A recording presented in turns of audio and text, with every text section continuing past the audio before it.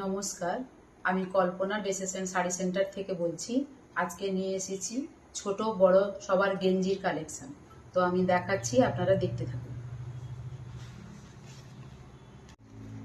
এরকম হবে গেঞ্জি। এর এক একটা করে একই সাইজ হবে, শুধু কালারটা আলাদা হবে।